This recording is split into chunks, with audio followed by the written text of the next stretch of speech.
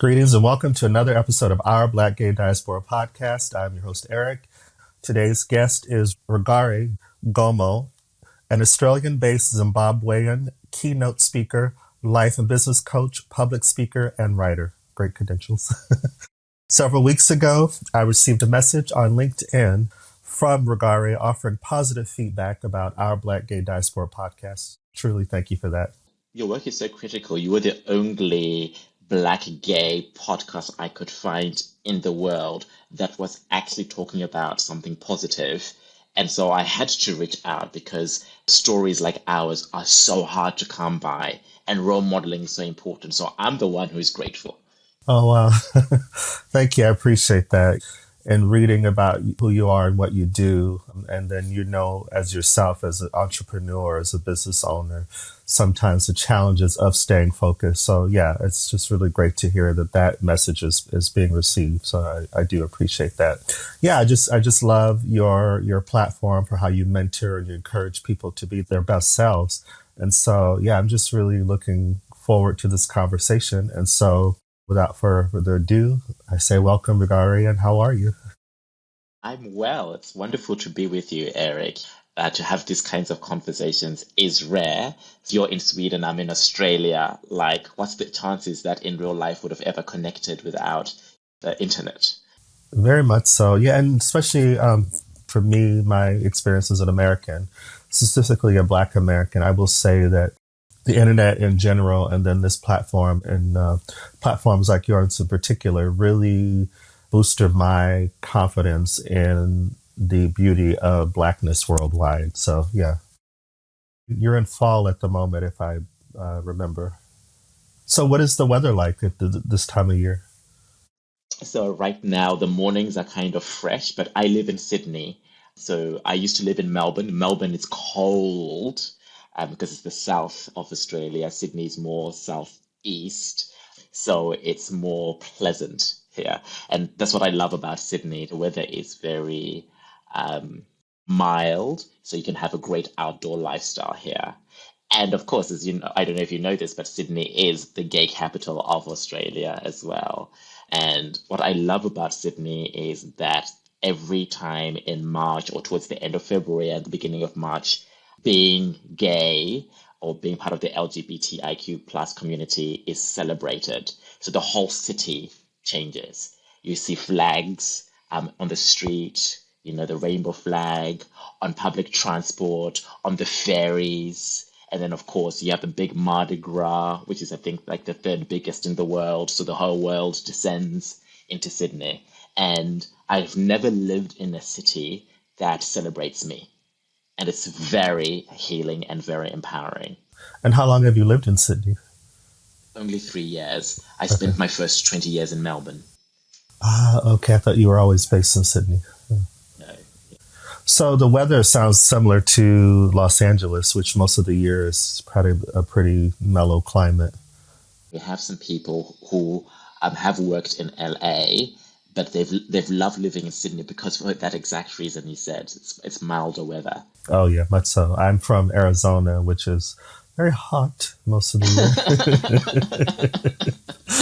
So whenever it gets Scorching above hot. a certain temperature, I'm like the reverse of people who are in very cold climates. I grew up in that, and they're like, "Oh, I could never Yes. live in that again." I'm like, "It's too much heat. I'm going indoors. I feel like I'm baking like a chicken." And now you've made your way to Sweden, which is completely different now. But Exactly. Yeah, I'm not here full time, but yeah, definitely. I don't mind the yes. changes. It's in seasons. Yeah, yeah. Cool. But before we get going too far, how do you say your name properly? My name is Rugare Gomo. That's my name. And in the English speaking world, I will change my accent slightly to Rugare. But in my local language, it's Rugare. No, I love the way it sounds, the rolling of the R's. Yes. Yeah. Yeah, so we are recording on a Thursday, so we're towards the end of the work week at least. How's your week been so far? I'm actually on my holiday this week, so I am preparing to record my audiobook. So I wrote my book called Dreams, Forging My Own Path, which is my memoir. coming from Zimbabwe to Australia and creating a life, like discovering my sexuality, accepting and loving myself as a black, gay man, etc. So I'm going into the audio studio next week to record my book. Now, how long will the recording process be? They've told me 4 days, so it's apparently like a 5 hour book. So it requires about 20, 25 hours to record. Have you been practicing like how you will speak? I don't know if that's the right way to put it. Not necessarily. It's interesting. I was sharing this with my husband the other day. I've been getting messages from people saying, "Oh, you sound so confident, like in video." I don't relate to myself as being confident. And then I was thinking about it. I was like, why is it that I feel free, to come on camera and just talk? And I think that's because in my journey of starting with self-loathing, hating myself, and my journey to loving myself, the more I've loved myself, the more I'm capable to just rock up and be creative.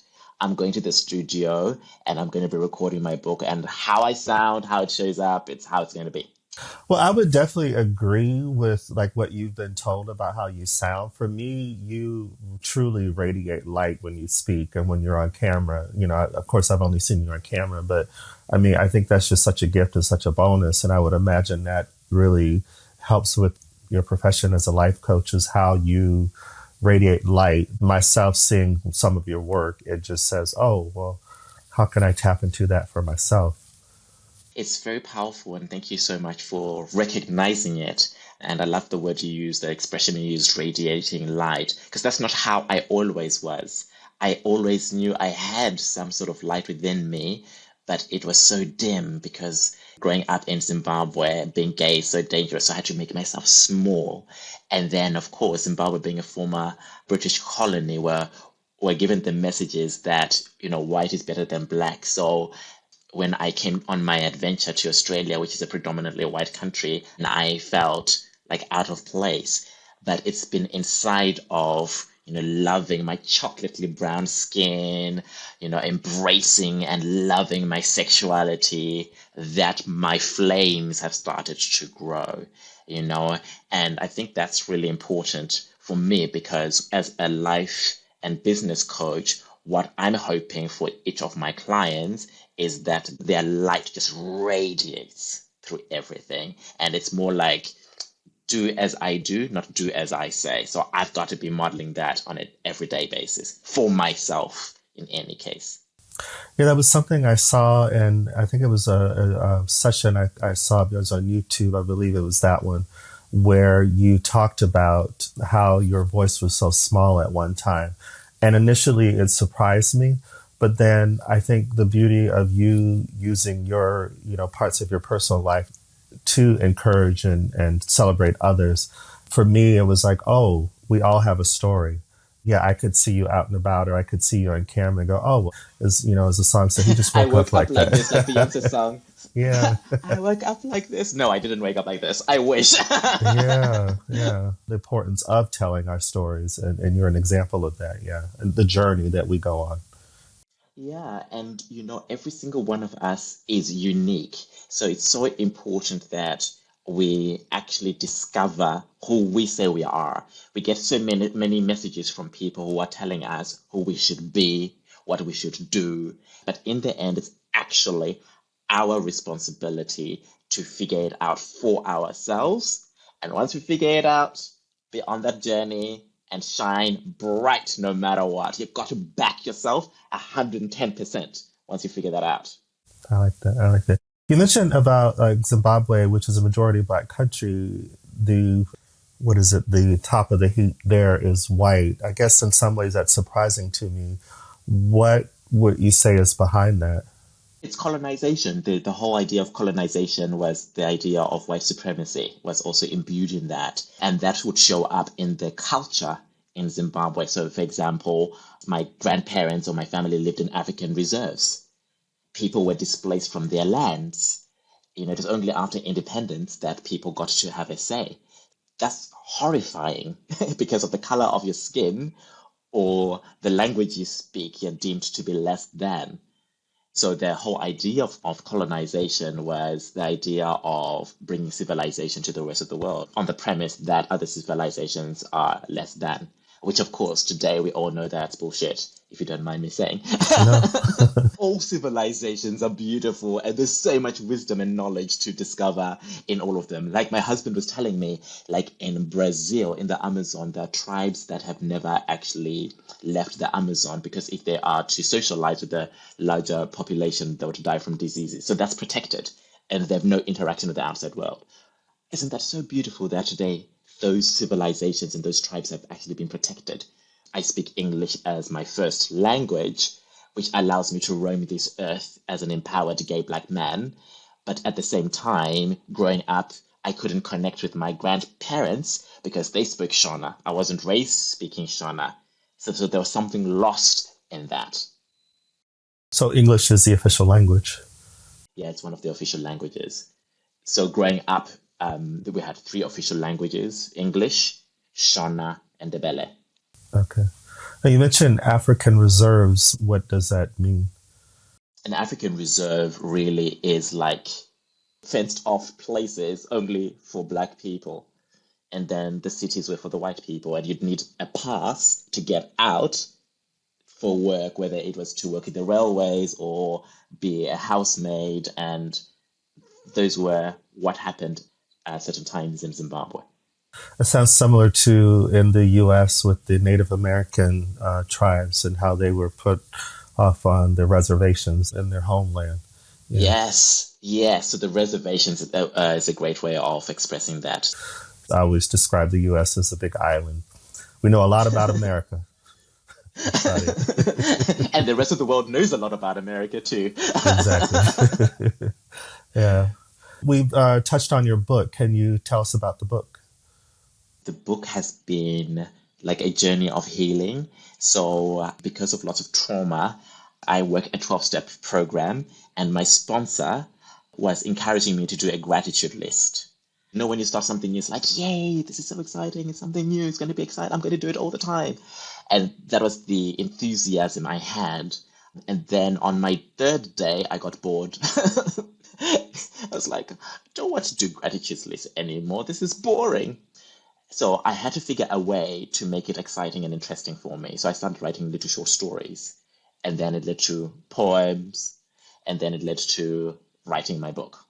But the reason I wrote the book from was a way of consolidating my past and my present. You know, as a African or a Zimbabwean Australian, voices like mine and stories like mine are not out there in the world.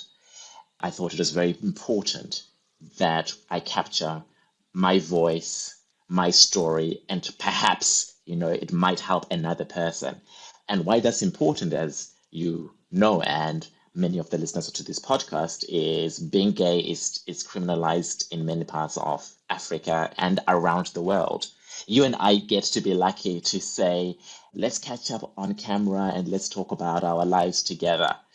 This is not the kind of freedom most people like us have. But many people like us, what they have today is access. They have access to internet. They have access to be able to hear stories.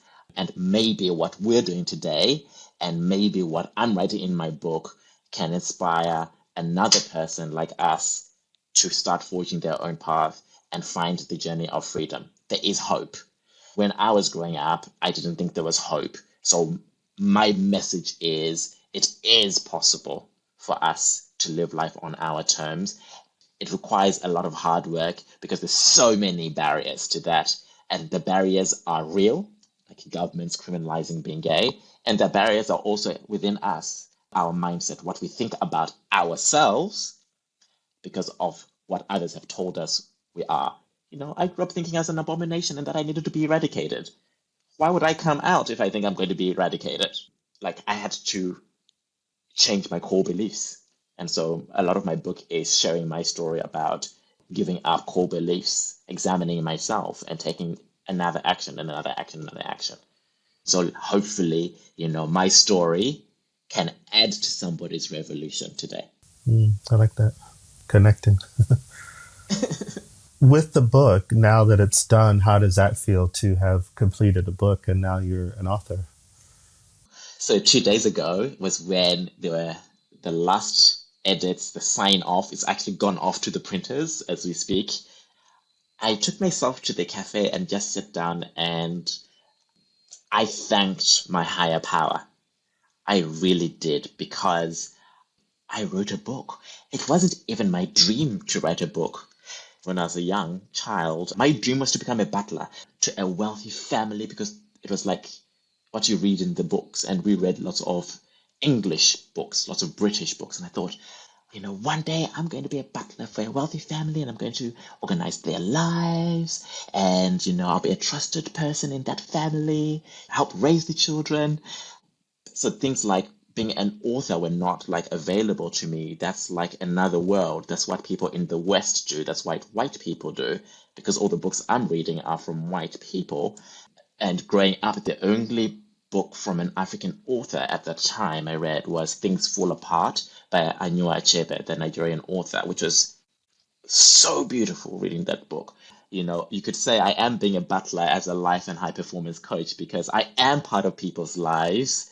Just in you describing that, like if your life was animated, say you did start that, but then we fast forward to who you are today, and I just pictured you as a butler, but the light is like it's like no, it needs to be in a bigger platform. It needs to be brighter, and so it's like Yes, it keeps creeping out, and so yeah. yes. Oh, I love that analogy. Maybe I could be like a butler to people's lives. Like, and it's a privileged position because being a butler is it's like being the chief of staff to the president or being an advisor to the president. We serve at the pleasure of the president.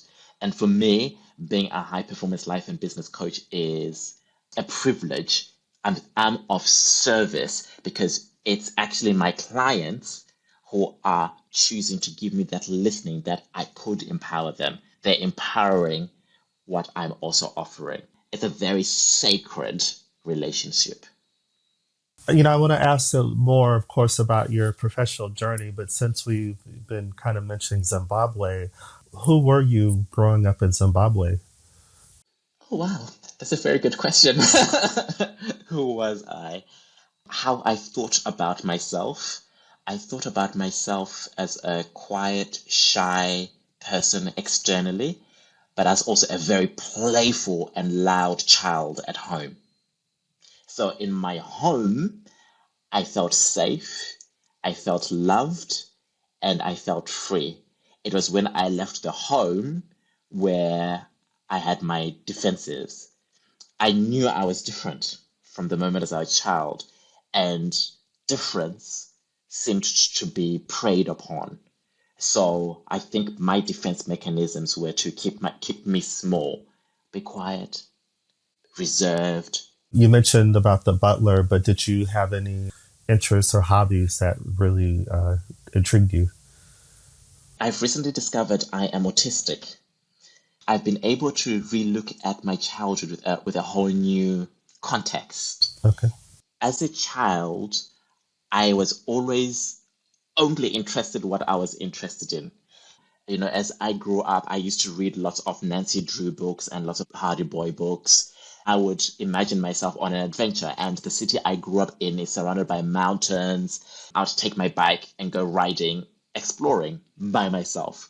So I was kind of a very creative person trying to live out the ideas that interested me. What I saw about my childhood was that I always had special interests, and those special interests, I'd give myself over to them. I was a bookworm, so I read prolifically throughout my childhood, teenagehood, and even today. Books for me are life. It's hard calling them hobbies. It's more like I had interests which gave me joy. You mentioned the autism, and I got a chance to listen to your recent interview on the Humans of Purpose podcast, which was, I think, your second interview with them. And you shared about that. And you also shared about, coming to Australia. So, how does a young person who lives in Zimbabwe get to Australia? Miracles happen. Okay. No. Um, so for a Zimbabwean to travel anywhere in the world is very hard. A Zimbabwean passport is not the same as an American passport, a British passport, an Australian passport. When you have a Zimbabwean passport, there are lots of barriers, particularly visas to most countries. You're treated like you're a security threat, that you're going to overstay your visa. So coming to Australia was very hard. There were many obstacles. The first for me was my family didn't have any money for me to come to Australia. The second was I planned coming to Australia by myself. I was scared that if I told my parents, and I was 14 years old, that they would get in my way. I knew what I wanted, and I think this is again part of my autism. It's like when I want something, I'll go after it, and I won't let anything get in my way. The power of me being able to come to Australia was asking for help. We had a family friend who lived in Australia, and I wrote him a letter asking if I could come to Australia. I didn't tell anybody about this. I didn't tell my mom, my dad, anybody. And he said yes. And his yes changed the course of my life. That's how impossible the idea of coming to Australia is. But I can't let my circumstances dictate what's possible for me. I've got to discover changing my circumstances for what my dreams are. And that's been then the story of my life. There's so many barriers for us as human beings, whether we're gay, straight, it doesn't matter. Whether we have money, don't have money, there are always barriers.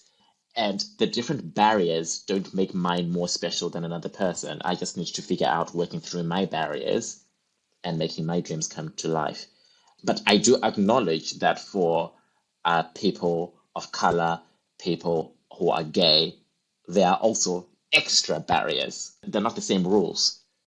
But what I like about your energy, what I get from your energy is being in the real world, as far as like what you just said, that there are particular challenges that unique to those of us people of color or of the queer community, but still staying in some ways, I guess, laser focused. Like, yes, I know this, and I'm not going to deny this. I'm also not going to use that as a means of saying to myself that it's not possible.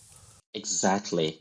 And when I started my business, one of the things my mom asked me was, who's going to want to work with you? Because I live in a predominantly white society. So her concern was like, who's going to want to work with a black gay man in a predominantly white society? So imagine if I had listened to her fears, I wouldn't have started my own business. I'd have kept what was more safe and secure. And I use that in quotes. I was a lawyer. I am a lawyer. I'm still a lawyer according to the laws of Australia, but I don't practice law. And I could have maintained working in a top firm. For me, I really wanted to be a high performance life and business coach, and I'm very good at it. So I said to my mom, the people who find me are the people who are going to want to work with me, and the people who don't want to work with me are the people who are not going to work with me. I believe that I'm somebody who is trying to navigate through the barriers mainly within, but her concern about you, I get it because, and I'll come back to this, but I'll just mention it because I did see, I saw it on YouTube, your talk last year, how to move from indecision paralysis to clarity in your business. And Have you read? You've watched every video of mine. well, I just, I wanted to, because I It's respect the amazing. work that you do, I wanted to make sure the questions and this conversation were in line with who you are and your message. But, to what your mother's concern was, the first thing I was aware of was like, and there's some shame around admitting it, but I'll say it is, oh my God, all those white people are like, you could see how they're like, wow, Rugare is amazing and we want to work with him. So me seeing that and going, I still need to chip away at what you were saying earlier with Zimbabwe and, white is the pinnacle. It's in me too. And it's something I still deal with. I'm not saying this like I'm the perfect mindset, all peace and stuff. That's not what my life is. My life is more like I really have to deal with reality. There are definitely racist people out there. There are definitely homophobes out there. But I've been learning to give more airtime to what's positive than to what's negative. That's where I've been able to be successful, dialing down the negative and dialing up the positive. I know I don't have the same opportunities as certain people, but I'm not like dialing that up to disempower me. I'm more like, okay, there's this barrier. Who am I going to be in the face of this barrier? And how can I either destroy this barrier for myself and others or create a movement? Like, that's life. We've seen it with Beyonce, we've seen it with Rihanna, we've seen it with Viola Davis. They keep talking about their black actresses, and some of the best makes me emotional. They're amazing. They are amazing human beings. Yet their production companies or the executives keep saying black doesn't sell globally. It's bullshit. And Beyonce has shown us that it's possible. And imagine the talks that she's had, similar to this conversation, or Rihanna, or the actresses that you mentioned, Viola Davis, the conversations that they have to continually have with themselves, like, you know what? Thank you for sharing. I got to keep pushing. Exactly. There's another barrier, another limiting conversation. Yeah. Who am I going to be in the face of that? And I also just want to make sure that I say that this is not necessarily only for Black people. All people deal with this at some level. It's what it is to be human. We have voices that are either empowering or voices that are disempowering, no matter what we're up to in life. All great people have had to deal with real external barriers and their own mental state as well. That was another thing that touched me in the Humans of Purpose podcast, is that came up about your experiences as a Black person in Australia. What I've heard about Australia for, say, a Black person is that the racism is probably on par with the US. But I really like the way that you handled that subject matter in the podcast. It was a lot like what you shared just now. It's like, yeah. There haven't been many Africans in Australia. Australia is what? 1.6% of the population is from the African diaspora. That's tiny. What is it in the United States? What? I think around 12, 15, 18? 13%. There you go, 12, 13%. Yeah. The exposure and the interactions with the African community are so small and so limited. So for me, coming to Australia, most Australians have been more curious. Do I want people to touch my hair? No. But I can empathize with that. I know Yeah. what it was like growing up in Zimbabwe and the white person came to our home. I was like running all over them, trying to touch their hand, trying to feel it and all of that. I was curious. I know that as an adult, that's completely inappropriate boundaries. Right. But what I'm trying to say is that sometimes we as human beings, we can also be our own worst enemy by calling things racist when what's actually happening is curiosity. And our lack of being able to empathize with the other and difference also gets in the way. And that's my responsibility. And it's also the other person's responsibility. Now, you arrived in Australia, was it age 16? Yes. Okay. And how 16 was that? years old. I loved it. It was my greatest adventure. You could say it was like goodbye Zimbabwe and welcome to Australia because, of course, for me, it's the idea I've made it to the West. Zimbabwe at that time, making it to the West is like winning the lottery because in the West is where there are opportunities. In Australia, there are opportunities, there are jobs, there is human rights. As simple, human rights are available. It's a circular society. I can discover who I can be. Where in Zimbabwe, it's predominantly a Christian country. For me, coming to Australia, was a whole new world. Not even better or improved, a whole new world for me. I could determine who I could be rather than society telling me who I could be. That was the major difference. Now, coming at 16, was that considered a minor at the time? Yes, I was absolutely a minor. So my uncle, who's not my blood uncle, he's a white Australian, who is the one who supported me to come to Australia. He had to declare to be my guardian with the Australian embassy. You are a lawyer and you come to Australia at 16. At what point did you decide that you wanted to pursue law? I didn't know what I wanted to pursue. And that was one of the reasons I came to Australia, because in Zimbabwe, at 16 years old, you get to choose the subjects that will determine your university subjects. So in Zimbabwe, you do the A levels and you choose three subjects, either do maths, physics, and chemistry, doctor, English, history, and geography, lawyer. Mm-hmm. I'm like, I'm 16 years old. I don't know what I want to be. That's too much pressure. Yeah. But in Australia, I was able to do subjects that allowed me to have options. So I did English, maths, biology, chemistry, legal studies, and biology at university level. And that allowed me to pursue many different options. I could go into forensic science, be a lawyer. The arts and the humanities were available to me. And because I'm an avid reader, I had a fantasy perhaps of being a forensic scientist like Patricia Cornwell, like the books I used to read with Patricia Cornwell, with Skye Cascapeta. I loved those books. And, forensic science never existed in Zimbabwe. So it's like, I'm going to be a forensic scientist. I really did not know who I wanted to be. In the end, I did choose being a lawyer as I felt that it would give me flexibility in the world. It was like a toolkit. Let's say I wanted to work with the UN or UNICEF or a not-for-profit, or even be a politician. Like a law degree was kind of like the degree I saw other people had that opened different kinds of doors like that. So I was like, I want that. And where did you study? So I studied at a university called Monash University in Melbourne. Okay. I know you had a law firm at one point. How long were you actively practicing law?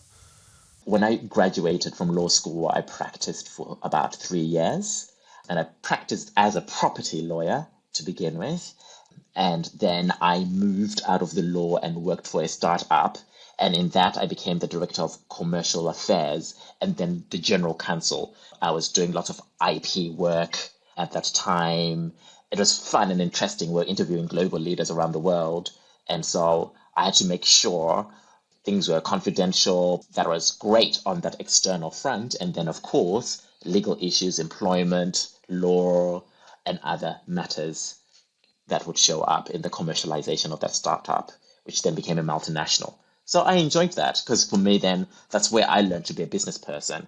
What I really discovered about working in that startup was the practice of business. What law was for me was kind of conceptual. So I was able to understand the mindset of an entrepreneur and a businessman because I had to become that in that regard.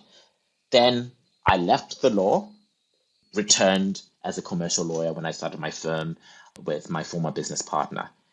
And then I discovered that I didn't really love it.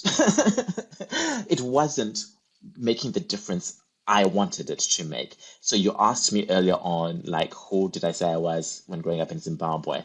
What I really discovered about who I am today is that I exist to inspire and empower all people to unreservedly be the author of their life. And law was a toolkit to do that. If I was able to help people bring their passions and their businesses to life, that would be awesome. But what I found when I was practicing as a commercial lawyer in my firm was that most people didn't have the leadership skills, the communication skills to actually run their businesses, or even the commercial skills. And that interested me more. It's easy, and I should say for me as a lawyer, to set up another shareholders agreement. It's easy to set up a company. That takes nothing. That's not hard work. But what is hard is to say, I'm going to be an integrous businessman like Warren Buffett. What is hard is to say, I've got a conflict with my business partner. How do I resolve that with love without destroying the business?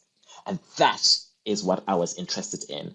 And I got really sad seeing people I would help start their businesses. And then 6 months later, 9 months later, they're coming to me with a huge commercial dispute, typically because they were afraid to have the kinds of conversations or develop their leaderships to run the business.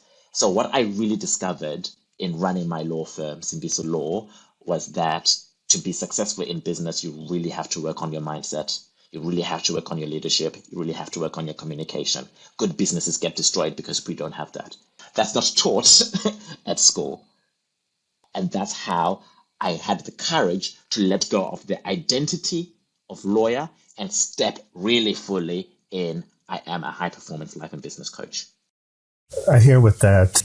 I worked in corporate America for years, and I could detail that at another time. But when I left, it took me 2 years to realize that work is a relationship too.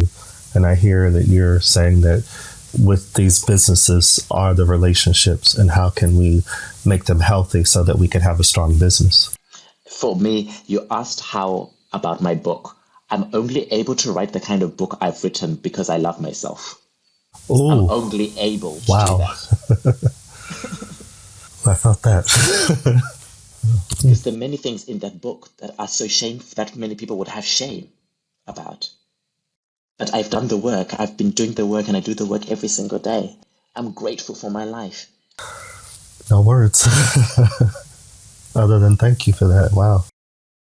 In your talk, where you talked with Nick DiPasquale, to what you just said, Yes. you were very candid. Candid in a way that I was like, is he in my brain? Yeah, what was the transition like for you, transitioning from lawyer to being an amazing life and business coach? Again, it was a journey of my limiting beliefs about myself because when I started in business, I failed badly. I was close to being bankrupt. I was homeless. I could not feed myself. My friends actually had to save me. Thank God for Paul and Chanel and the rest of my community for rallying around me. But when I started my business, I thought I should already know how to be a business person. That's number one. I thought being busy made me a business person. And I thought that if I told people that I didn't know certain things, that I would have no clients because then people would think I was a fraud. So instead, I became the fraud. And then my best friend, Jess Taft, she had done a personal development program. And she said, you need to go and do this personal development program. And I did it. And it changed the course of my entire life. And the one thing that I learned in this program was integrity, being my word, who I say I am.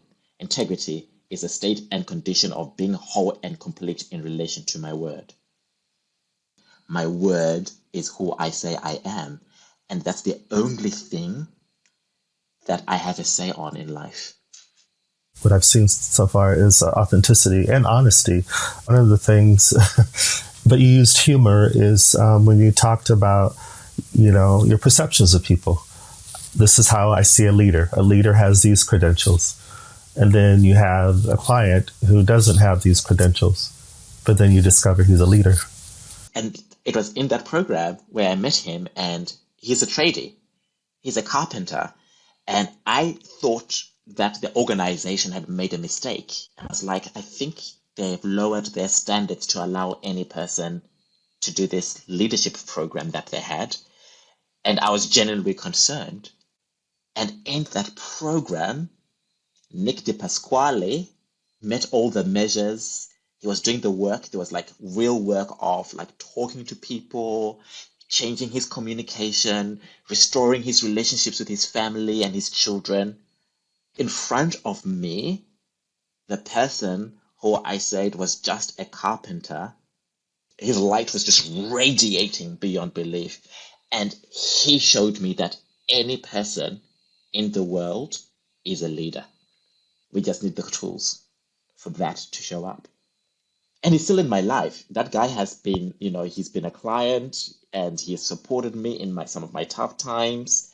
When I send out a newsletter, he sends me a message.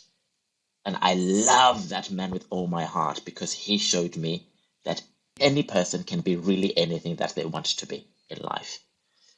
And to you, as a confident gay man who was having healthy personal and professional interactions with straight people, and I think that's huge too. It's a gift. It's a gift both ways. I'm so clear people have given me the opportunity to make a difference to them. So it's been both ways. They've enriched me. My first client was in his 50s. He had been in business for 20 years, heterosexual white Australian man. And he is migrant from Zimbabwe, and I'm in my early 30s, and he's seeking me to transform his life and business. That changed me. It's both ways. I share and use my superpowers, and they too have their wisdom. What's so difficult about, the idea of personal, professional life is who I am with my husband is who I am with my clients. How I show up is the same. The idea of being professional, how I show up there is the same person who's showing up at home. My husband and I spend the morning, nearly every morning, we'll have coffee. I have a chai latte as a coffee, and we talk. We love it. Yeah. I feel like I should PayPal you a payment after this.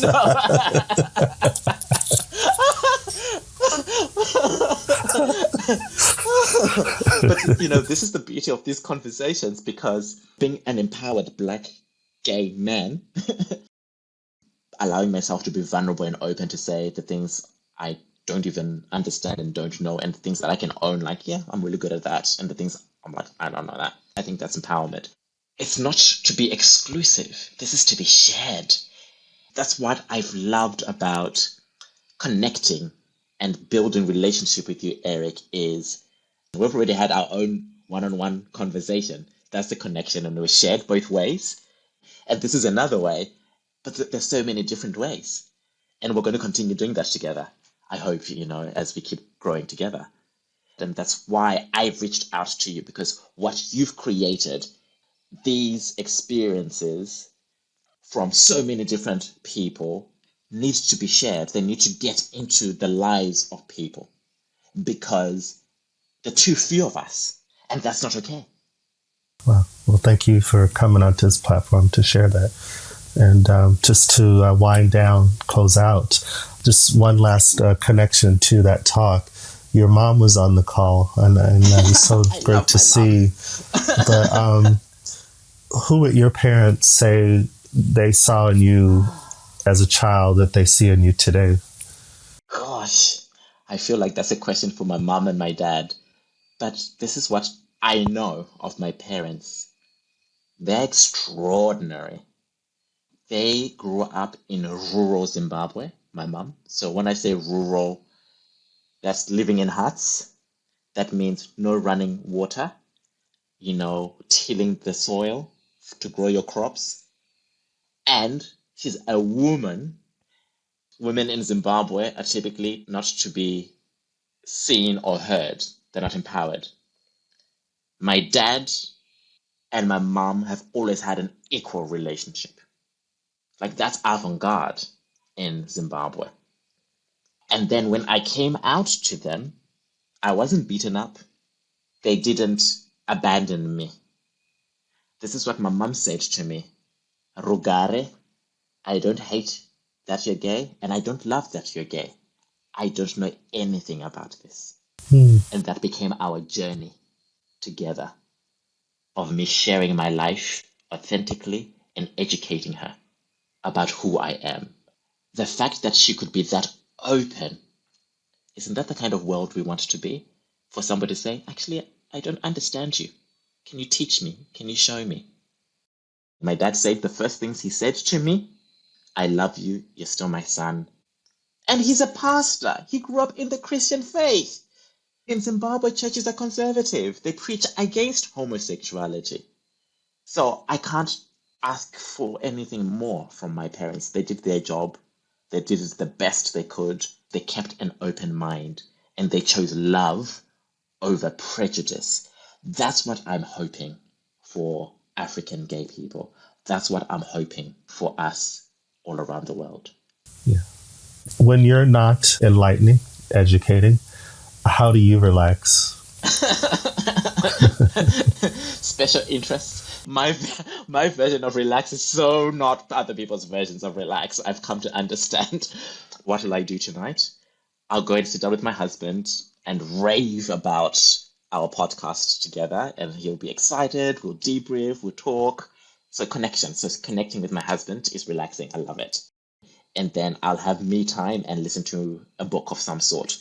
And I've been totally immersed in a fantasy series by Sarah J. Maas. Oh my God, love it. So that's my secret thrill pleasure at this point in time.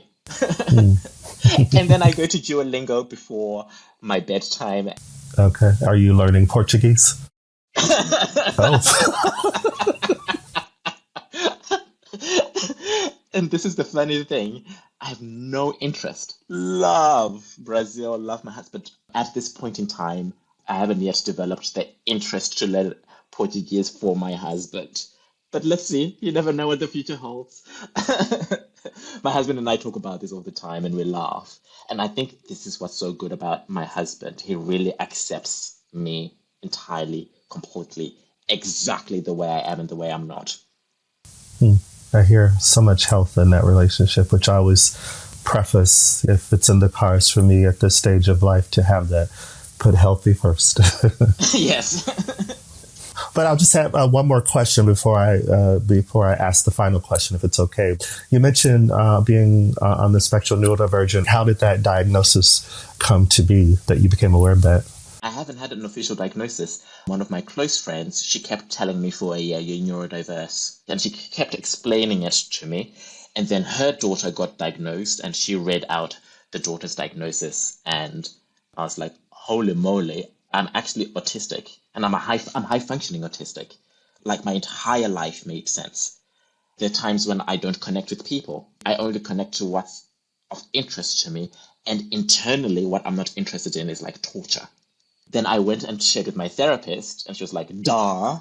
So the people around me already had noticed. So it's now been a journey learning more about who I am from that context. And it's been so empowering discovering this. No, thank you for sharing that. And but again, that goes back to being honest. Yeah. Well, I always end with asking, do you have any final thoughts or insights?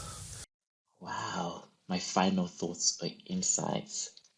What I would like to say is being gay is beautiful.